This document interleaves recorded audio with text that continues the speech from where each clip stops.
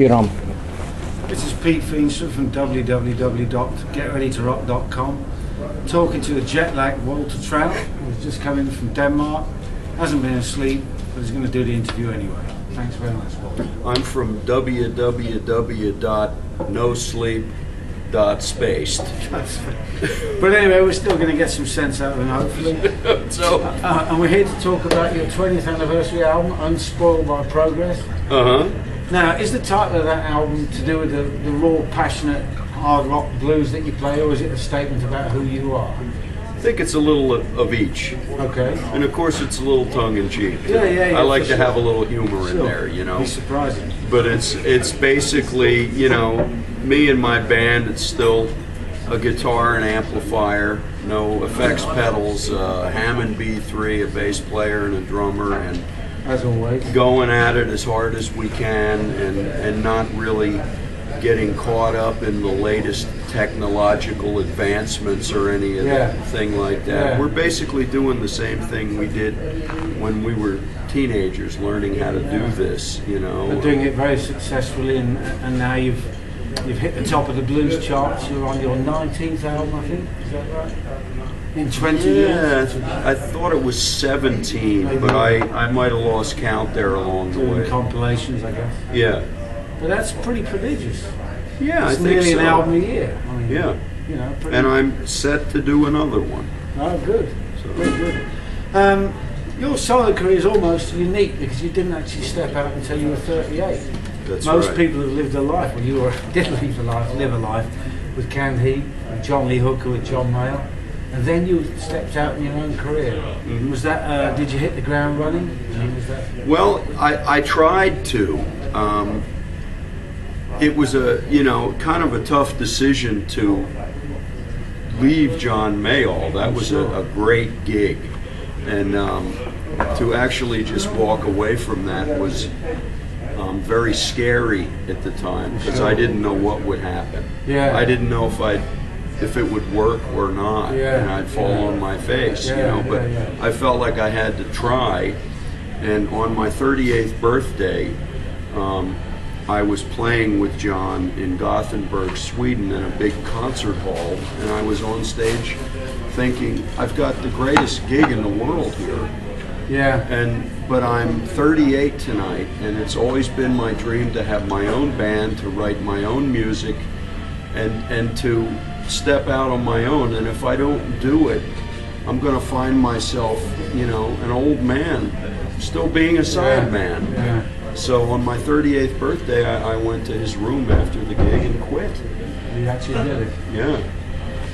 Well, we're pulling faces here because we've just got some choral music coming in the background. Maybe Eric can switch it off, who knows. Anyway, you did it, and of course you already had a bit of a fan base in Scandinavia to fall back on, I guess. Yeah, I did. So that was a kind of something to fall back on and start. A place to start from. You know. Very good. And of course, your years with Mayall, Hooker, and Heat, did they kind of prepare you almost subliminally for running your own band? I mean, did they teach you stuff? Well, not with Canned Heat. No. I guess not. I mean, I didn't learn much about being a band leader in Canned Heat. I learned a lot of other things. Things which a lot of it was better that maybe along the way if I forgot some of it. Now, I did enjoy being in that band, and I have ultimate respect for the guys in that band, especially Fito de la Parra. Who's still I around, love him like a brother. But as far as band leading, John Mayall is the ultimate teacher. If you're in his band, all you have to do is watch him and really just soak it up and you know, figure out how is he doing this, because it's very subtle. A big part of what he does is to keep things lighthearted, not let their tensions arise. When you're on the road so many months a year, it's very easy for tempers to flare and tension, and he keeps it all under wraps, and he keeps it all like, hey, we're out here having a good time. He does a lot with humor with the band, but he also runs a very tight ship, you know, as long as you follow certain guidelines and rules that he's set down, you have the time of your life. And I try to run my band the same way. And of course you did that for 5 years with Mail. Yeah. I think you had 5 with Canned Heat, and off and on you had 5 with John Lee Hooker. Well, I had, before Canned Heat, the 5 years that I was a sideman was John Lee Hooker, Big Mama Thornton, Percy Mayfield, Lowell Folsom, quite a list. A whole bunch of Bobby Hatfield of the Righteous Brothers. I can't remember them all. So, but there's a hell of a lot of gigs and a hell of a lot of pedigree, all ensconced in 5 years there. Yeah, there was. And you were kind of a gun for hire now, or guitar player for hire. Yeah, I sure was. And I went from one to the other.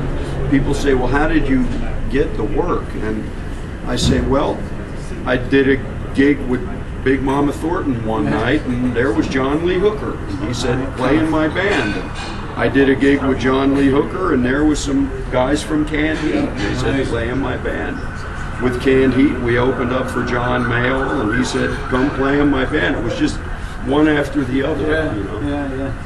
And did you over that period of time, did you stockpile any of your own songs? I mean, did you write any songs that hadn't already been performed, other than Life in the Jungle, which of course... Well, here's the thing. When I lived in New Jersey, I did what I'm doing now. I had my own band. I wrote all the music for the band. It was even a 4-piece band, just like I have now. Right. When I went to California, my dream was to do this. Yeah. But I started getting hired as a guitar player. Yeah. But when I moved to California, I had a whole bunch of songs that basically made up my first 2 albums. And Life in the Jungle came later. Right. Yeah. Right. Well, that was another good thing for you, because I mean you've already made that stepping out with your own band. Plenty of people have done that with no songs whatsoever. So I guess that was a kind of Also, I've noticed on your website there's a thing in the news section there that says that you've actually rehearsed the band for this tour with some old songs as well. We are doing basically a whole different show this tour. So other than the songs that appear on the new retro Unspoiled By Progress album, what else can we expect, or what can fans expect? Just what you've always done tonight? I feel like playing this. No, I mean, of course we do that. I have a large song list, and it's on my amplifier, and I go back and look at it and say, okay, what should we do next? But one of the things that we've done on this tour is I've taken much more advantage of the fact that I actually have the possibility in my band of having 4-part harmonies. Right. So I have quite a few songs now with harmonies, including songs I've never done live before, like a song from Breaking the Rules called Under My Skin. Yeah, which is a real harmony-based song. Begins with a cappella and ends with a cappella choir. Yeah. Kind of like the choir we're hearing right now. And no extra expense. So I'm able to do that song on this tour. Another ballad called I Don't Want to Be Lonely, which is another song with all sorts of harmonies. And then I've dug out older songs like Motivation of Love and put harmonies in it on the end and turned it into a drum and 4-part harmony ending. And so we've done a lot with that, which has really been fun, because I think in this genre you don't hear much harmony singing. No, you know. No. It's a lost art. But I mean, it's more. You'd expect to hear it if you go to almost to see a pop band or the Eagles or something. But so we're mixing that up a little, and it's pretty much a whole new show, even though it's older songs. And then there are some songs that we have dug out that we used to play years ago that we stopped years ago. The people yell for. Fast Moving Traffic, another harmony song. Living Every Day we haven't done in 7 or 8 years. I can't remember them all. Which kind of makes me ask you, if I may, like, how did you approach going back, looking at 20 years of your back catalogue, plus tapes that have never been dusted down for years? How did you approach that? I mean, you mean to make the CD or to do the tour? No, in this case, to make the CD. To make the CD, the first thing I did was go out into my garage where I have a big cabinet full of tapes and CDs. from years ago. Yeah. And start digging them out. Yeah. And spending hours sitting in my living room, I would put it on and I could immediately tell, for instance, if the recording was decent. Yeah. I had a lot of stuff that was some really good performances, but the recordings were not good enough to be released. It might be a board mix where the snare drum was 30 decibels louder than the vocal, something like that. You can't release that, you know. So first I had to narrow it down to good recordings. Then I had to go through those and narrow it down to, okay, what performances. And then when I got that, I wanted something that would have, at least for my fans, some sort of historical significance to it that I could write the album about. as a whole does, of course. And so, you know, it took me about a week of working on it, you know, a few hours a day, just basically listening. And this guy, George Lyons, is your kind of archivist that fans might want to know about? Well, George Lyons is a guy who I've known for 30 years, and back when I had the house band at Perks, he came down there every night and recorded us. And he has this gigantic backlog of cassette tapes. And I asked him if he would go through his stuff and find what he thought was the best and send me a couple.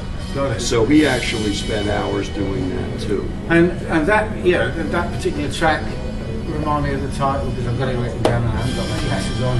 The one with Richie Hayward. Somebody's Acting Like a Child. Which is a fantastic jam track. I mean, everybody's blazing away.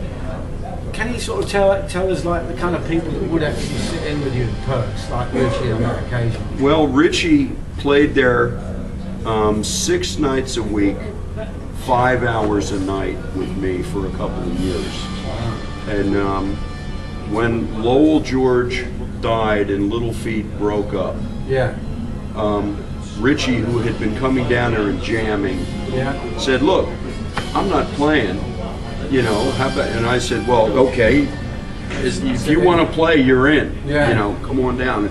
He was basically the drummer in the Walter Trout band at that point for like 2 years, but then one day he said, "Look, Walter, I got to go on the road.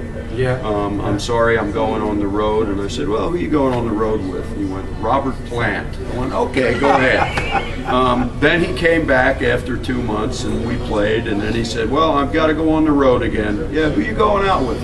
"Bob Dylan." "Okay, go ahead, Richie."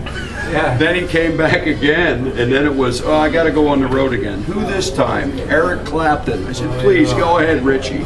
But he is obviously one of the all-time greatest drummers that I've ever known. And on that particular track, it just works fantastically well. And it does sound as if he's been sitting in with the band for quite some time.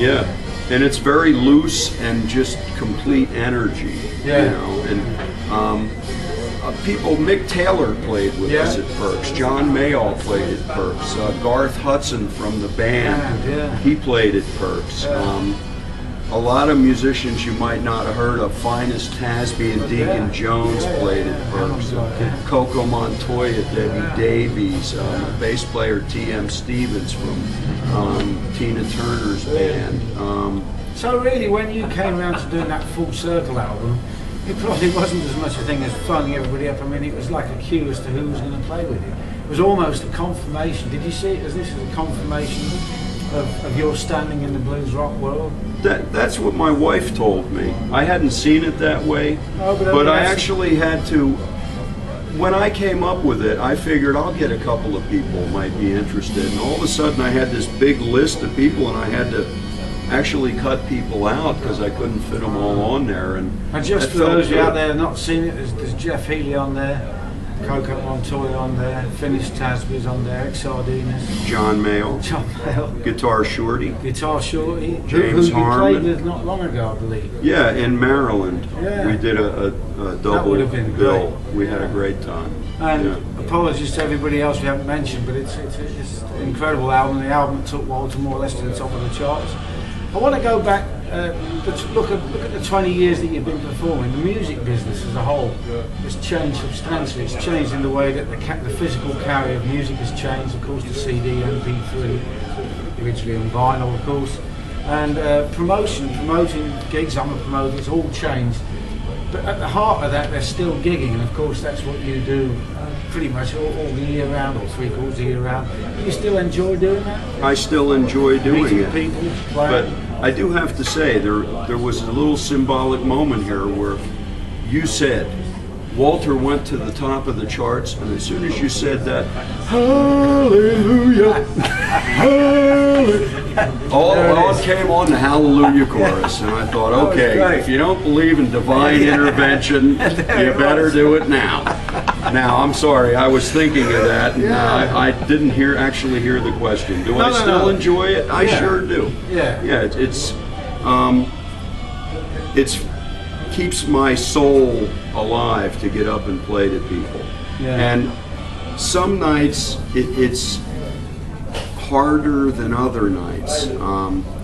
I find as I age, it's not always like every night I go out and have an incredibly inspired gig. Sometimes I go out and I have to dredge up the energy a little bit.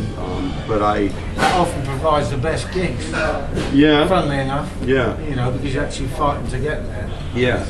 Whereas it used to be sometimes almost just easier and almost like second nature to just go out and play at 150%.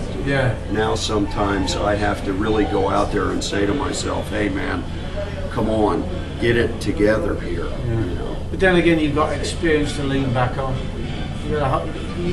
You know, how different is the Walter Trout from 20 years ago from the guy we see now? I mean, you've got all that experience behind you. You've got a locker full of songs, and you're a band leader with some experience. That must and probably 40 or 50 extra pounds on me too. You know?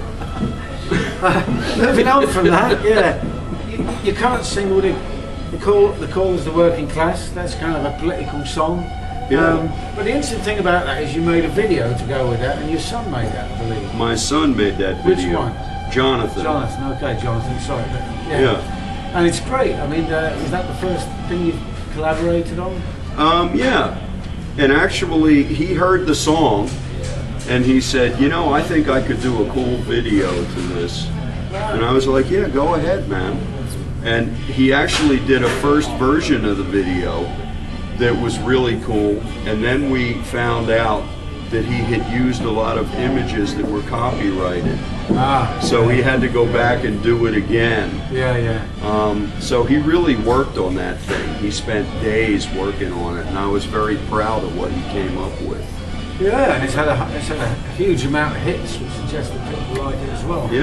And also, just thinking about YouTube and the medium of video, DVD, whatever it is, on the song from the Outsider album called All My Life, you actually made a video there of a song in progress. Is that something that you enjoyed doing? Well, that was a guy I know came to the studio and filmed us as we were putting the tune together, and it's kind of interesting because there's Kenny Aronoff, who's like top drummer. There's Hutch Hutchinson from Bonnie Raitt's band. And we're basically arranging the song, and there's John Porter, the producer, and it's kind of cool. Is it something that you'd like to do again in the future? Maybe. We'll see. I felt a little intimidated in the rehearsal process, you know. Because you're almost on the outside looking in at your own project. Sure. It's a kind of a weird thing to do when you. But that was a great. I thought that was kind of a groundbreaking thing, really, and it provided fans with an insight they might not otherwise have had. I hope you do another one. I thought it was really good. Well, just for you, you know, the next time I'm doing a studio CD, I'll make sure that guy shows up when we do that. Okay. Going down, and she's out there somewhere. They were recorded at the BBC at Maida Vale. Yes. Two things about that. Sadly, they've just announced that studio is going to be sold off, by the way. I guess you don't know that. But, is that for sure? So they're sold off? What do you mean? They're going to knock it down? No, they're knocking it down, but they're selling it to somebody. It will no longer be the BBC. So I guess that's another. It makes them historic documents, I guess. And it's a weird parallel. It's Perks shut, of course, recently as well. The club we've just been talking about. Yeah. Well, it didn't shut, but the guy who owned Perks for 35 years, who was a great friend of mine, passed away 7-8 months ago. As long as that. And he left it to his wife, and he had some silent partners that were investors, and she has a little kid, and she can't be down there every night taking care of the place, so she sold off her interest. And I've never even met these partners that have bought the place, and we don't know what they're going to do. All I know is it's directly across the street from the Huntington Beach Pier. Yeah. And it's the location alone is worth probably in the neighborhood of $6 million, and it's a little bar. Yeah. They could knock it down and put up a big pink boutique like the rest of the town, and pocket the $6 million. So I don't know what's going to happen, but I did play there like 2 weeks ago. We're queuing around the block. I was reading. It was just great fun. It was very emotional too. Yeah. And who played there? Just the band? The band. Yeah. Fantastic. But both those tracks, Going Down, She's Out There Somewhere, which are on the new Unspoiled, they're both absolutely brilliant.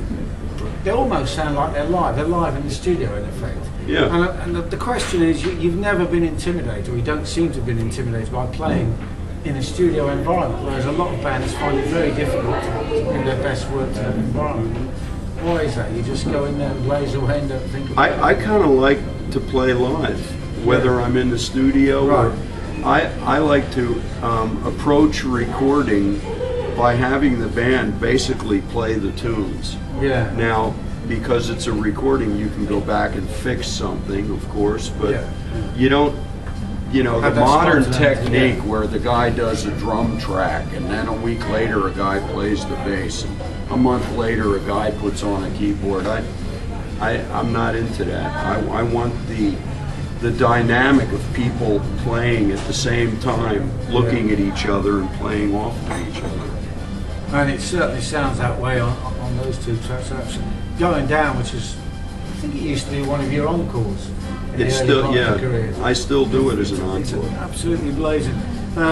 Excellent. And also on the album, of course, is the late Jimmy Trapp's pretty much his last contribution on Sweet as a Flower. I think we recorded it in that was Las his Vegas. last night he ever played the bass. No, that was on one of your early albums, could have been Life in the Jungle. I can't quite remember, but it was a kind of Santana Latino. It was on Prisoner of a Dream. I beg your pardon.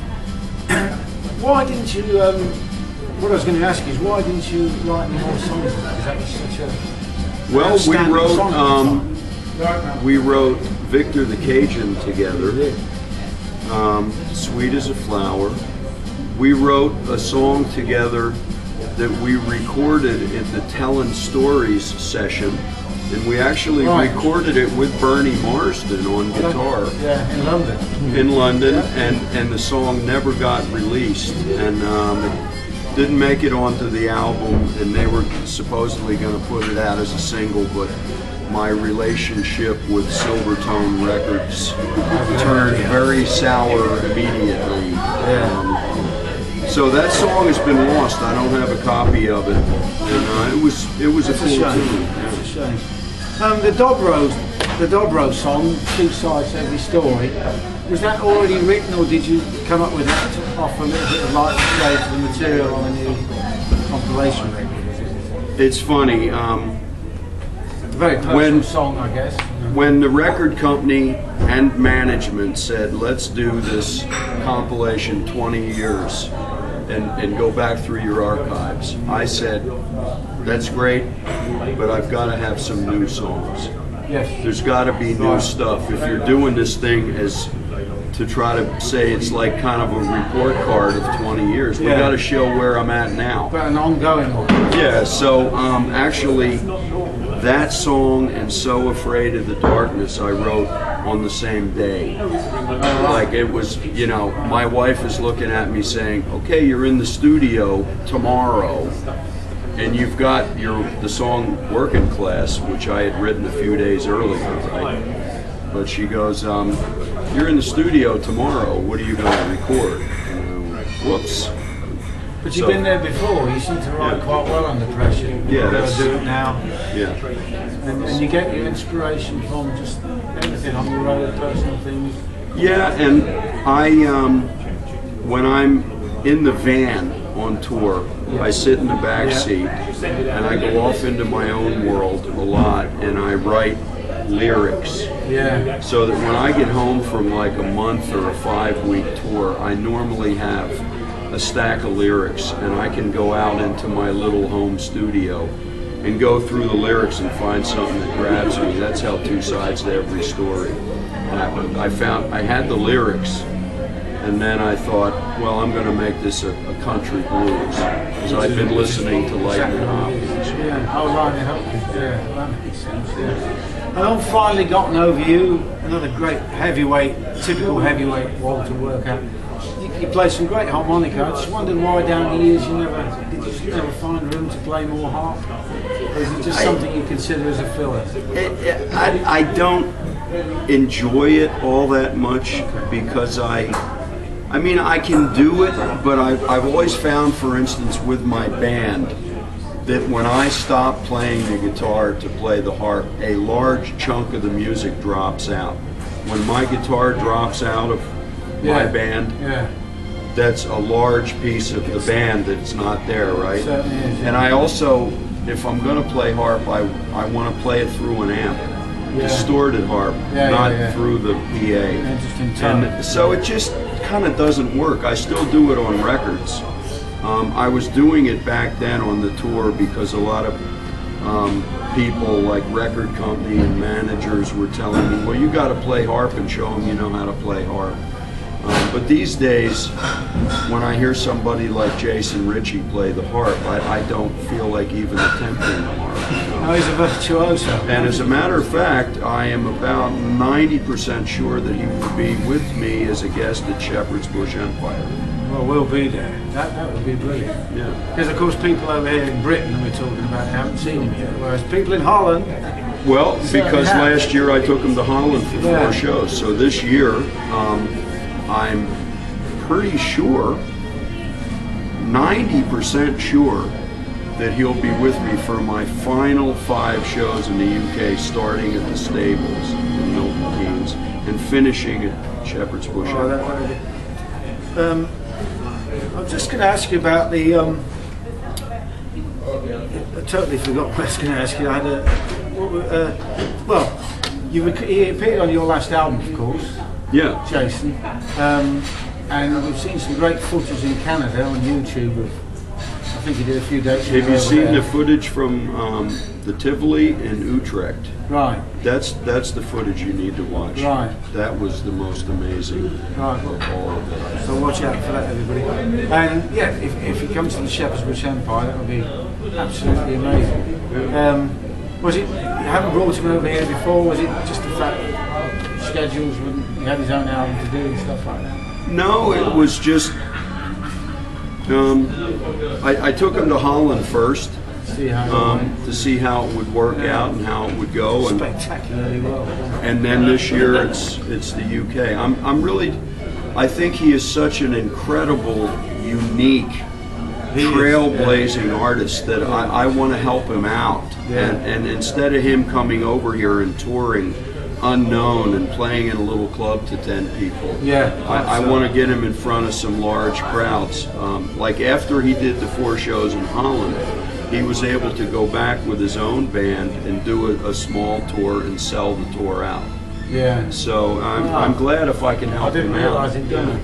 But that's what I was going to ask you actually. Talking about Holland, there's a couple of tracks on there, Unspoiled By Progress, which were recorded as early as 1991, which in terms of your career was quite early.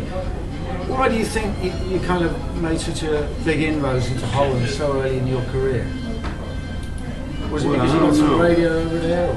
Well, I'll tell you, in Holland I had a massive hit. That's right. The Love That We Once Knew. And that was on Prisoner of a Dream. And it was a massive record. I still have sales charts from Holland where I'm at #1 Bon Jovi's at number 2, Madonna's at number 3, Yeah. and Bryan Adams is at number 4. Now, I only did that once, and I only did that in one country, but I did it. Barely 2 years after it started. Yeah, so I managed to do that once in my career, and that was cool, you know. But that hit moved me up the ladder very quickly. And you never thought about doing a similar song after that? Of course you did. You did the Stevie Ray Vaughan song. That came out as an EP, didn't it? Yeah. Do you want to tell everybody what that's called? Because I've forgotten. Say Goodbye to the Blues. Say Goodbye to the Blues, which is also big for you in Holland. And 2 years in a row, Arrow Classic Rock in Holland, which is the big rock station in Holland, they've had a listeners poll where people vote on what they consider the #1 blues song of all time, and that's come in at #1 2 years in a row. Yeah. So thinking about different territories that you played in the last couple of years, you played some amazing places like India, Russia, and you've kind of expanded the whole of the European focus of Walter Trout and the Radicals. Any place that stands out in mind in particular? You mean as being gig-wise? Yeah. Wow, there's been so many gigs, I'm not sure. Yeah. Have you been to Czechoslovakia recently? I've been to the Czech Republic last year. I've been to Lithuania. Coming up in May, I have a couple nights in Istanbul. I'm going to Minsk. Yeah. But as far as great gigs, I don't think of places there. On every tour, there can be one night you have like the best gig you ever had, and the next night the gig levels itself out. Yeah, exactly, and that's one of the things that keeps it interesting, because you never know. Every day in a new city gives you the prospect of being just the greatest night of your life, or kind of a downer. So, but you have got this. You've got this thing. When I say thing, you've got propensity for tuning in with the places you play in. And people in Scotland still talk about the first time you went over there and played Scotland the Brave in the middle of the set. I think it was on the boat in Glasgow. Well, the first place I did that was at a little club in Glasgow called King Tut's Wah-Wah Palace. And when I went into Scotland the Brave, there was almost a riot, and it was really fun. Really fun.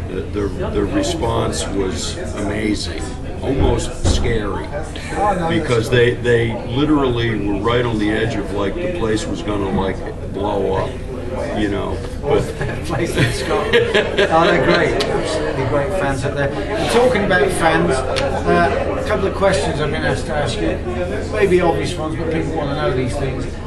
Which, other than the new stuff that has come out in the last couple of years, what are your favourite records from Trout's career?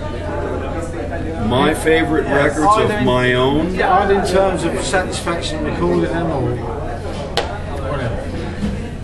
Anything particular songs, a lot of the ones that I chose for this tour, like Under My Skin, that's one of my favorite songs that I've written. It was written about my wife, and I felt it was very heartfelt and kind of a deep message to her.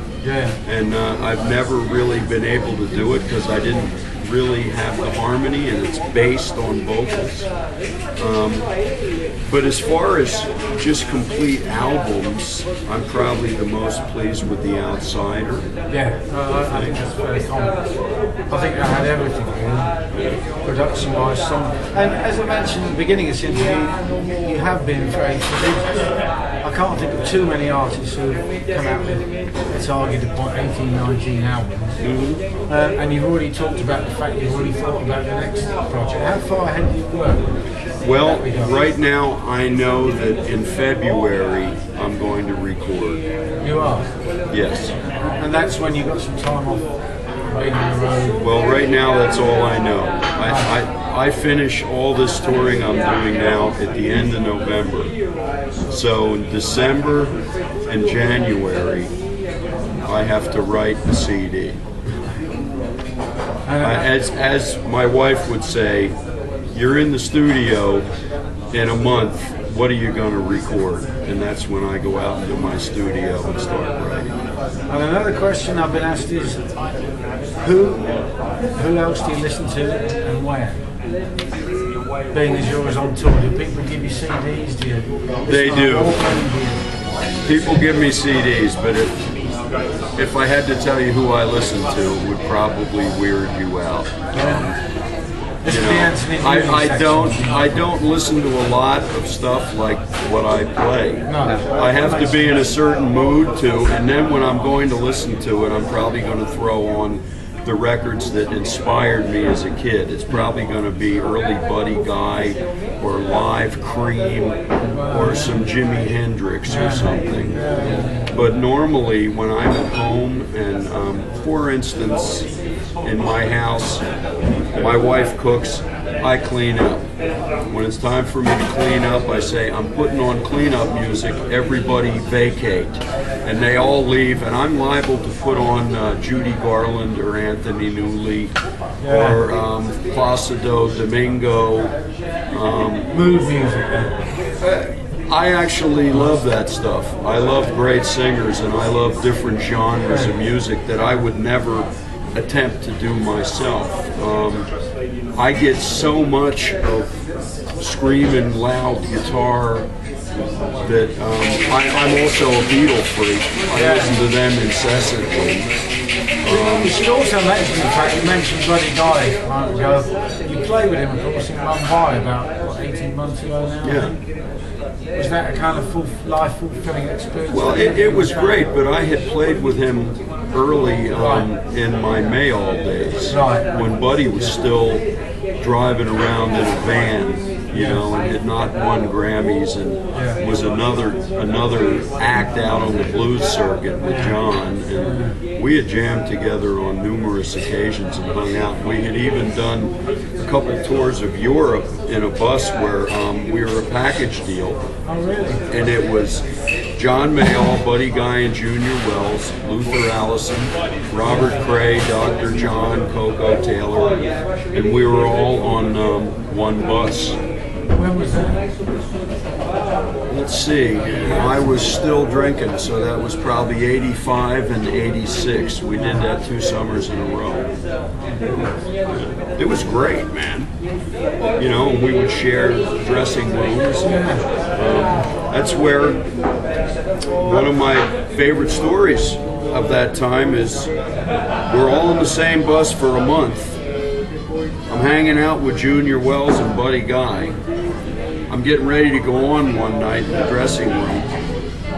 Junior Wells and Coco Taylor are in the corner and they're singing. They've had a little to drink, right? And they're sitting there singing. And I'm trying to tune my guitar. And Junior looks at me and goes, "Hey, John Mayall." We were on the bus for a month. He thought I was John Mayall. Yeah, you should have just said he didn't have his money. I just said, okay, I'm sorry, Junior. I'll go on and play out of tune. You guys keep singing. I got one more question about the album, which is the final track, Surfing in the Dark. You've got a very weird guitar tone on that.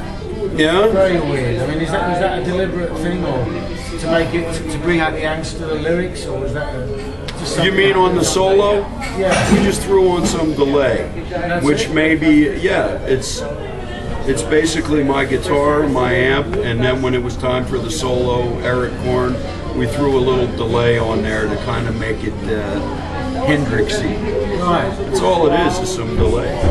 It's certainly different, because I've noticed on, I think I said this the last time I met you, on the Outsider, you had a lot of different tones on there. Mm-hmm.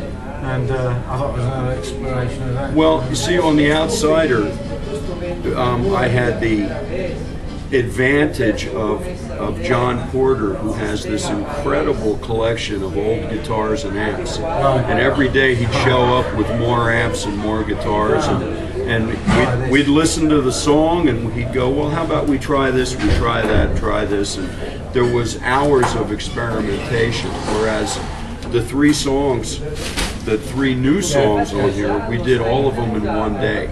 So I just went in with my Mesa Boogie and set up my stage rig.